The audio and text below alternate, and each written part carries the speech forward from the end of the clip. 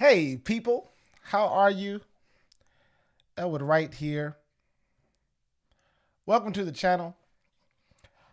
So today I am doing something new, and it is something to be obedient to that inner voice in me, which I believe is the Holy Spirit, if you will, the inner voice to just obey and to giving in, and that is to simply um, include you in the reading of our study.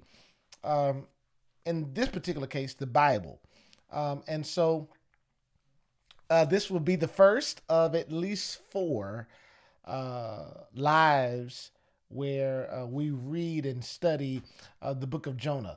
Jonah is one of my favorite books. and the last time I read it, I got some different things that I pulled out of it. And so I figured let's do it again. It's a short book. Jonah, it has 4 chapters. And it's just a great book. So I'm not going to do a whole lot of extra talking outside of this. So let's get right into it. All right. So for these sessions, I'm looking to be no longer than 35 minutes. So that we can, have a start and finish, and hopefully also by the end of it, expand and learn some more things and pull out some more things from it. Do me a favor, be sure to like, share, comment, support, all that of this this series. All right. So let's go ahead and get into it. So we're going to be reading from the New Living Translation. The New Living Translation. All right. So read along and let's get into it. All right. So Jonah, this is how it starts. Jonah runs from the Lord. All right. The Lord gave this message to Jonah, son of Amittai. Now, let's pause right there. That's the first verse. The Lord gave this message to Jonah, son of Amittai. Now, Amittai is his father. That's a man. And according to at least to my research, when a man is labeled by his father, that normally means you are the son of. So Jonah is a prophet, and Amittai is also a prophet. So it's important to keep this in mind that we already have the stage set for Jonah being the son of a prophet and a prophet himself. So here it is. He's not new to it.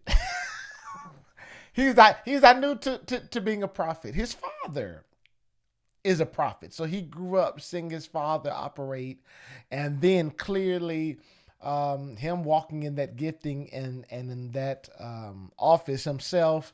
So it sets us up right away. All right. So let's get back into it. So the Lord gave this message to Jonah, son of Amittai, the prophet as well. Get up and go to the great city of Nineveh. Announce my judgment against it because I have seen how wicked its people are. But Jonah got up and went in the opposite direction to get away from the Lord. He went down to the port of Joppa, where he found a ship leaving for Tarshish. He bought a ticket and went on board, hoping to escape from the Lord by sailing to Tarshish. Now, Tarshish was known to be a pretty good city where there's a lot of trade happening. So it's like, hey, it's a moving city. Verse 4.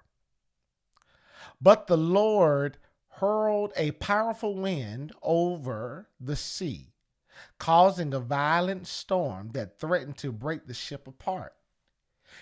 Fearing for their lives, the desperate sailors shouted to their gods for help and threw the cargo overboard to lighten the ship. But all this time, Jonah was sound asleep down in the hold. So the captain went down after him. How can you sleep at a time like this? He shouted. Get up and pray to your God. Maybe he will pay attention to us and spare our lives. Then the crew cast lots to see which of them had offended the gods and caused the terrible storm. When they did this, the lots identified Jonah as the culprit. Why has this awful storm come down on us? They demanded. Who are you? What is your line of work? What country are you from? What is your nationality? Jonah answered, I am a Hebrew, and I worship the Lord, the God of heaven, who made the sea and the land. The sailors were terrified when they heard this, for he had already told them he was running away from the Lord. Oh, why did you do it? They growled. They groaned. And since the storm was getting worse all the time, they asked him, what should we do to you to stop this storm? Throw me into the sea, Jonah said, and it will become calm again. I know that this terrible storm is all my fault. Instead, the sailors rowed even harder to get the ship to the land. But the stormy sea was too violent for them, and they couldn't make it. Then they cried out to the Lord, Jonah's God. Oh Lord, they pleaded, don't make us die for this man's sin, and don't hold us responsible for his death. Oh Lord, you have sent this storm upon him for your own good reasons. Now hold on. Hold on. Isn't that something? That those who may not worship your God, those who may not prescribe to your way of living, but yet they can identify who you are. And they can even pray to your God saying, listen, we try. Isn't it interesting? They tried to save him.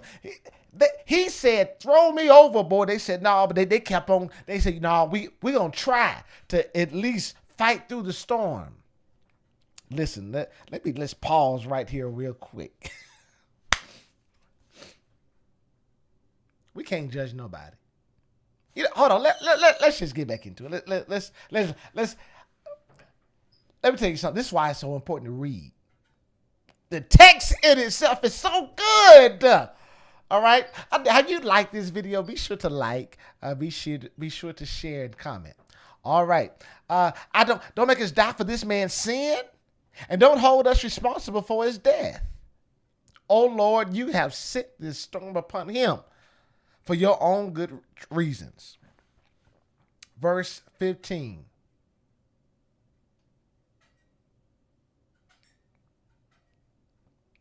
Then the sailors picked Jonah up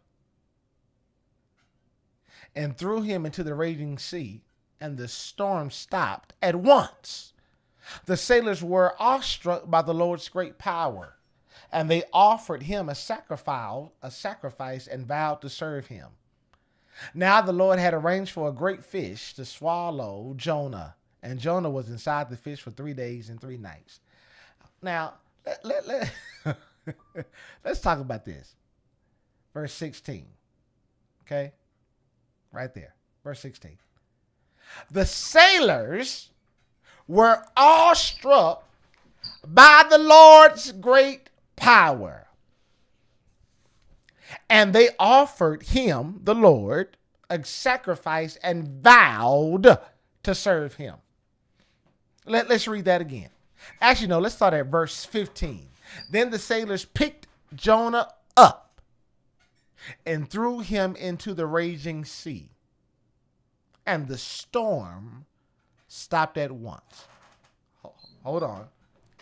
Then the sailors picked up Jonah and threw him into the raging sea, and the storm stopped at once.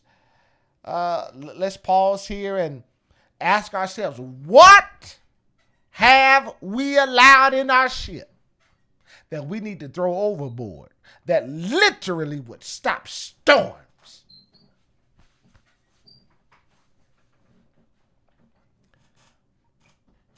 What do we need to throw overboard? Ooh. Ooh-wee. I know I need to throw some stuff overboard. Let's go and talk about it. What do we need to throw overboard? Being anxious, overthinking, staying in your head too much, or is it just me? I may be the only one, and if that's the case, go ahead and stretch your hands toward me. Go ahead, do it.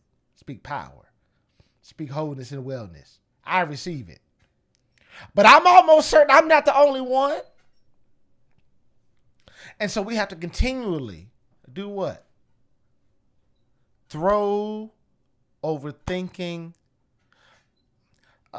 Let every weight and sin that does what? So easily gets us off balance.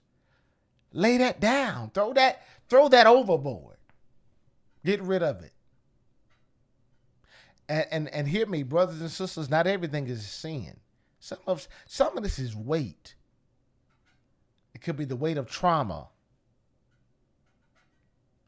the weight of worry. Weight. And I'm saying this to you myself by being real myself. One of the reasons why I'm on here right now is because I had to get rid of the weight of being disobedient. Woo-wee! My God, I'm serious. I had to get rid of the weight of being disobedient.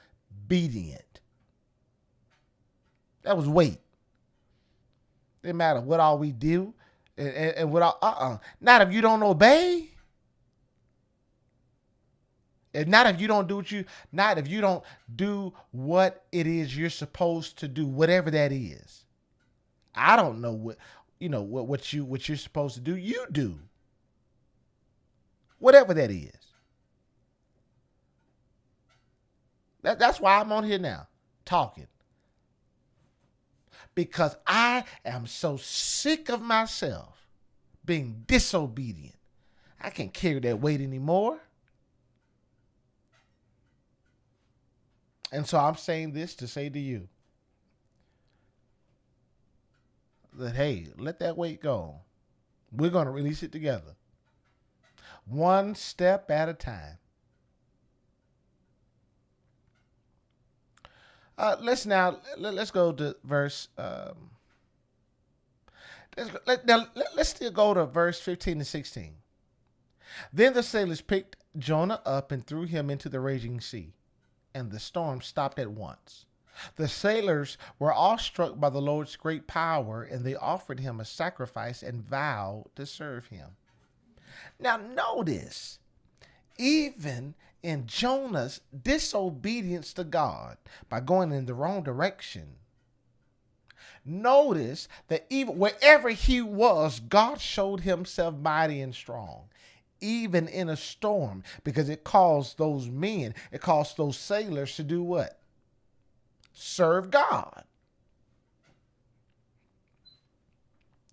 And this is the grace and mercy of God, man, that, in spite of our disobedience, that God still continues to get the glory out of our lives. That even in our disobedience, others will be influenced and drawn to God. And that should, keep us all, that God, you use everything. So let me not be ugly. Let me try my best to be kind. Now, God, I know I listen, pray for me. Cause there's some areas that I do well. In the other areas, I'm like, ooh, you need to work on this. Ooh, Edwardcwright, work on it. You need to work on that. You're not being kind.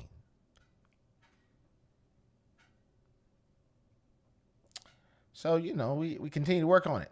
Now, let's finish it out. Now, the Lord had arranged for a great fish to swallow Jonah. And Jonah was inside the fish for 3 days and 3 nights. Now, it is so interesting that Jonah, this whole story, if we look at it, that it is interesting when, let's go back to verse 5. Fearing for their lives, the desperate sailors shouted to their gods for help and threw the cargo overboard to lighten the ship. Even they knew they would get rid of weight. Isn't that something? But all this time, Jonah was sound asleep down in the hold. So the captain went down after him. How can you sleep at a time like this? He shouted. Get up and pray to your God. Maybe he will pay attention to us and spare our lives. This almost sounds familiar, like the disciples when Jesus was on the boat, asleep. And they said, Master, do you not care if we perish? They were concerned about their lives. And so we see the parallel of Jonah being on the ship and being asleep. We see the parallel later on, right? And then also we see it later on when it says that now, actually, we even see it here. Instead the sailors rowed even harder. No, depleted. Don't make us die for this man's sin, and don't hold us responsible for his death. Then the Lord's great power, and they offered him a sacrifice and vowed to serve him. Do you remember the two men, the thief and the robber, that were being crucified with Christ? And one said, listen, will there be room for me in paradise with you? So when they saw Jesus' great power, he still believed on him and vowed to serve him, even at death. That's another comparison. Then we also see this other one where the Lord has arranged for a great fish to swallow Jonah, and Jonah was inside the fish for 3 days and 3 nights. Now, Jesus was in hell in the grave for 3 nights. Yeah. So we see that there. Now let's really talk about Jonah again, to really make sure that we have a good start for the beginning of really diving into Jonah, to really pull all that we can. So the Lord gave this message to Jonah, son of Amittai. And again, he was a prophet, his father. So here's Jonah, already a prophet and a son of a prophet.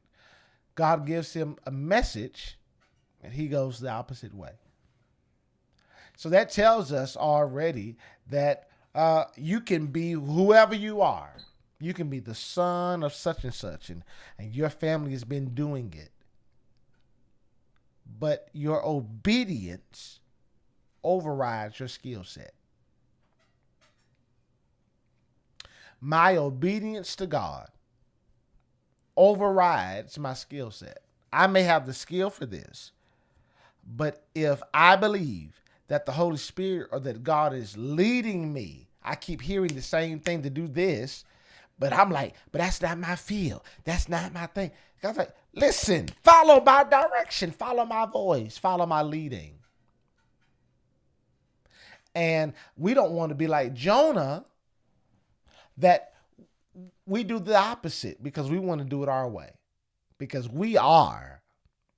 I'm such and such, because I'm the son of such and such. And I hear your voice clear enough to do the opposite.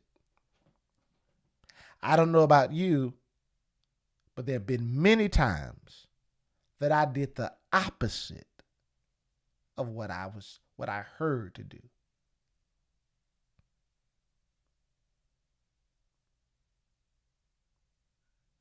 Yeah, I've done the opposite. Go over here. But I haven't been there before. Go over there. Do it. But you know what? Now I'm talking about me. I allowed fear. I allowed anxiety. I allowed overthinking to get the best of me. And that's where, brothers and sisters, when we read Jonah, that we see that we have to take this example and make sure that we have control over our mind. Again, the weapons of our warfare are not carnal, but mighty through God, through the pulling down of strongholds, mindsets, dealing with past trauma, dealing with how we think. So much so that we can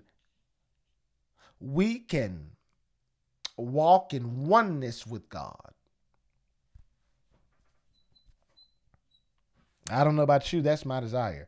To walk in alignment, to walk in order.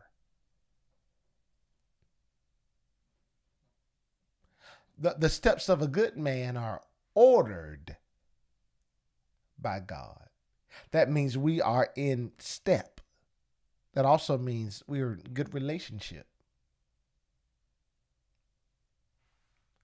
And so I'm saying this so that as we read about Jonah and we pull it apart, get all the different characters and get inside of it, but also look, where have I been Jonah? Or where am I Jonah? Am I Jonah in this part of my life? Is there a thing that I'm not doing? I know I should be doing it, but I've been overthinking and I just don't want to do it. I don't want to do it, and I'm not. I'm gonna do the opposite thing. Don't you know? And so join me and get in proper formation. All right. So let's read it again, because again, the more we read it, the better understanding we'll get. Jonah runs from the Lord. Now, we read it in the New Living Translation. Let's read it in another translation. So let's read it in the NIV.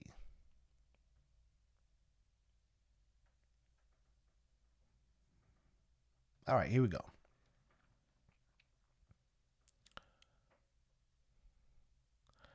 Jonah flees from the Lord. The word of the Lord came to Jonah, son of Amittai. Go to the great city of Nineveh. Go to the great city of Nineveh and preach against it, because its wickedness has come up before me. But Jonah ran away from the Lord, and he headed for Tarshish. He went down to Joppa, where he found a ship bound for that port. After paying the fare, he went aboard and sailed for Tarshish to flee from the Lord. Then the Lord sent a great wind on the sea, and such a violent storm arose that the ship threatened to break up. And the sailors were afraid, and each cried out to his own God. And they threw the cargo into the sea to lighten the ship. But Jonah had gone below deck, where he lay down and fell into a deep sleep. But the captain went to him and said, "How can you sleep? Get up and call on your God. Maybe he will take notice of us so that we will not perish." Then the sailors said to each other, "Come, let us cast lots to find out who is responsible for this calamity." They cast lots, and the lot fell on Jonah. So they asked him, "Tell us, who is responsible for making all this trouble for us? What kind of work do you do? Where do you come from? What is your country? From what people are you?" He answered, "I am a Hebrew, and I worship the Lord, the God of heaven, who made the sea and the dry land." This terrified them, and they asked, "What have you done?" They knew he was running away from the Lord because he had already told them so. The sea was getting rougher and rougher, so they asked him, "What should we do to you to make the sea calm down for us?" "Pick me up and throw me into the sea," he replied, "and it will become calm. I know that this is my fault, that this great storm has come upon you." Instead, the men did their best to row back to land, but they could not, for the sea grew even wilder than before. Then they cried out to the Lord, "Please, Lord, do not let us die for taking this man's life. Do not hold us accountable for killing an innocent man for you. Lord, have done as you please." Then they took Jonah and threw him overboard. and the raging sea grew calm. At this, the men greatly feared the Lord, and they offered a sacrifice to the Lord and made vows to him. Jonah's prayer. Now the Lord provided a huge fish to swallow Jonah, and Jonah was in the belly of the fish 3 days and 3 nights. Ain't that something? Did you get anything else from it? Let's read it again. Really, at least in this first session, before we read it again, in this first session, I really want to stress what's most important, and that is reading. And in this particular case, reading the word. I am using the Bible.com website, and I have it on the screen so that you can follow along, because we know that faith comes by hearing, and also doing. So it is my hope that by us reading this, that one, it helps us to read. 2, it gives us some understanding and knowledge about Jonah. And 3, hopefully we can see ourselves in the text. We can see ourselves in the story and pull something from it.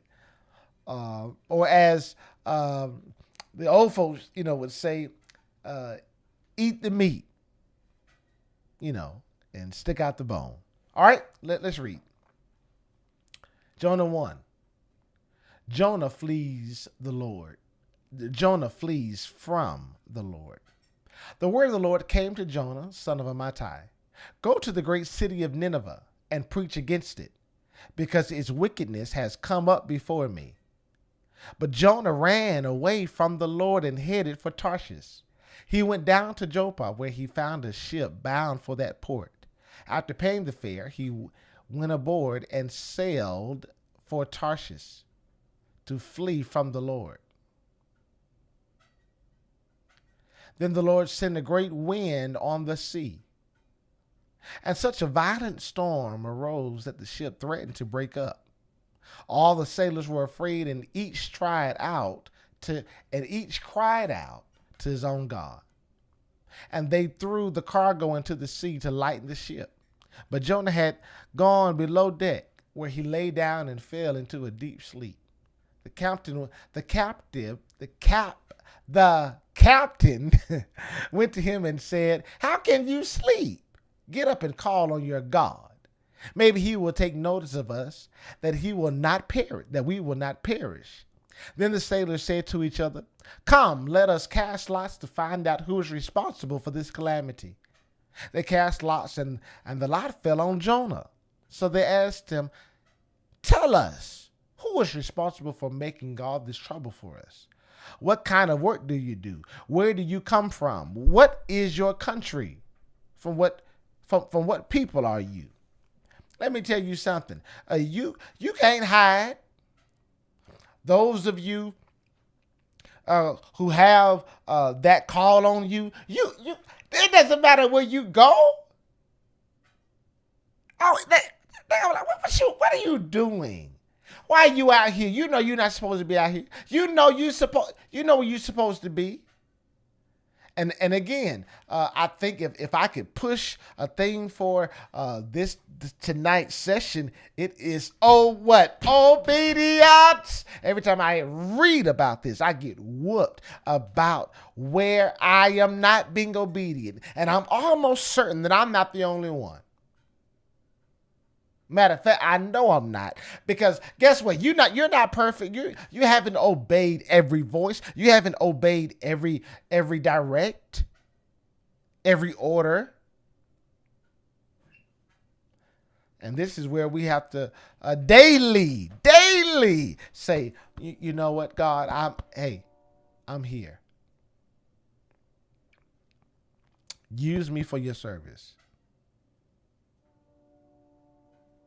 Thank you so much for grace and mercy. Thank you so much for your love that never runs out, that never ends.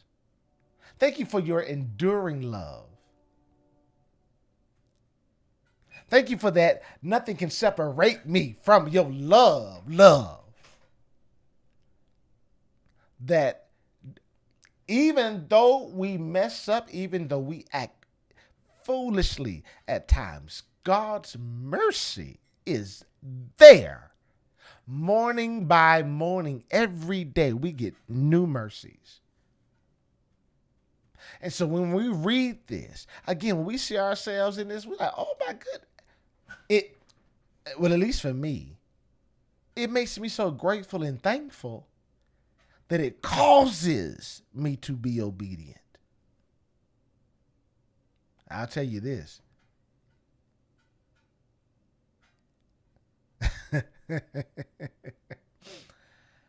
I am enjoying this. I am enjoying reading the Bible and talking about it. I am. I am in, and I and you know, and I have enjoyed it for years. I'm saying this to you. Join me in obeying God the first time. Join me in repenting from being disobedient. Join me. Because listen, I have to do it. That's where I am. And so I want to encourage you to do the same. Obey. Trust and obey. You know, and when am I saying obey? That voice, that still, calm voice inside of you, that spirit, especially that voice that when it gets louder and it's confirmed when we read that good word, when we read truth, and we feed our spirit with what is pure, what is good, what is holy, what is righteous, what causes us to love our neighbor and ourselves properly, those things. Yeah.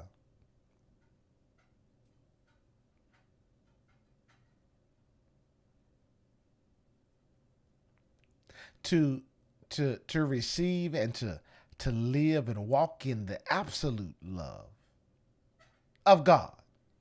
Right? Like that total love. Not that partial. Not being religious. But that God love. That love that surpasses all of our understanding. No matter how much we read, we study, that love that just like, wow, it never runs out. And because I receive it, I'll cooperate with it. I'll participate with it. You know. So join me in that. All right. All right. Come on. Let's finish reading. He answered and said, "I am." So, verse. No. Let's start at verse 8. So they asked him, Jonah, tell us who is responsible for making all this trouble for us. What kind of work do you do? Where do you come from? What is your country? From what people are you?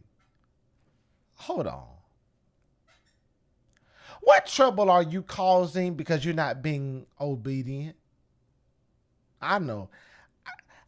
By me taking this, I must be causing some people a wholesome trouble because of my disobedient self. Let's look at ourselves in this. All right. So Jonah answered and said, I am a Hebrew, and I worship the Lord, the God of heaven, who made the sea and the dry land.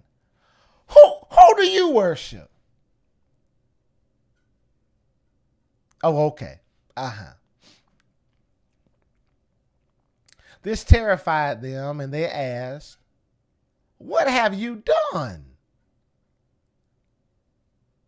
Look what your disobedience has done to us. Goodness gracious. What have you done? They knew he was running away from the Lord because he had already told them so. The sea was getting rougher and rougher as they questioned him. So they asked him, what should we do to you to make the sea calm down for us? Here's Jonah. Pick me up and throw me into the sea, he replied, and it will become calm. I know that this is my fault, that this great storm has come upon you. Now, even through all of this, he was still a prophet. He knew this. Now, instead, now hear this. Now, let's make sure we don't just override this. Instead, the men who did not worship the God he worshiped. Oh, okay. Instead, the sailors, the men, they didn't just throw them overboard right away. What did they do? Instead, the men did their best to row back to land, but they could not. That means God had it when even the men tried to help Jonah, help the prophet. God said, no, I'm going to do it. Oh my God. See, this is why we have to make sure that we obey God, because we will be causing those around us to work harder when they should not be. When because of our disobedience, God like, oh no, I'm doing this. And let's flip it. Well, have we been the sailors trying to help somebody who was in trouble with God? Woo-wee! Either way it goes, whether you are the sailor or whether you're Jonah, when you see yourself as that, either way it goes, it requires what? Our obedience. Listen, I don't know about you. Obedience is better than any sacrifice. Oh my goodness. Jeez. But I go to church every Sunday. I go to church every Sabbath. I go to Bible bed, and I go to a midweek service, and I go to prayer service. Get away, you worker of iniquity. I prophesied in your name. I preached in your name, and I did all of this. I don't know you. That's your heart. Oh, okay. Woo. Isn't that something? To be called by God. God gives you instruction. You do something else. For you to do something else, for the people that's doing the other thing, they find out and see, hold on, what you doing here? And you're gonna do it anyway. So you might as well go ahead and give in. Ain't that right? We might as well give in. Let's start at verse 13, and we'll be finished. Instead, the men did their best to row back to land, but they could not, for the sea grew even wilder than before. Then they cried out to the Lord, please, Lord, do not let us die for taking this man's life. Do not hold us accountable for killing an innocent man for you. Lord, have done as you please. Now, isn't that something? Here it is. Supposedly, these men who didn't follow the Yeshua, the Christ, again, well, the God, the maker of heaven and earth, but yet and still, now they've all of a sudden had a prayer life because they could identify that Jonah was a prophet running from God. And they said, God, we don't want to get in trouble with you by killing this innocent man. Because sometimes obeying God looks like doing the crazy thing. Sometimes doing the God thing is throwing something overboard. Uh-oh. All right, let's get back to this. Please, Lord, do not let us die for taking this man's life. Do not hold us accountable for killing an innocent man. For you, Lord, have done as you please. Then they took Jonah and threw him overboard, and the raging sea grew calm. At this, the men greatly feared the Lord, and they offered a sacrifice to the Lord and made vows to him. Now the Lord provided a huge fish to swallow Jonah, and Jonah was in the belly of the fish 3 days and 3 nights. Well, isn't that something? Well, ladies and gentlemen, brothers and sisters, that was Jonah, the first chapter. Oh my gosh, this was supposed to be 30, 35 minutes, and it's almost 40 minutes. But nonetheless, we're here. It is our hope that we have at least put a good desire to do some reading. So please read and do some research and dive into the text and have some fun. All right. So please, comment and all the things, And yeah, that was very enjoyable. I tell you, do you know what it means to obey God and just do it? That was fun, and I did it. Yes. Well, if you enjoyed this, you can always be a blessing. Hit that Cash App, hit the Zelle, and or the Patreon.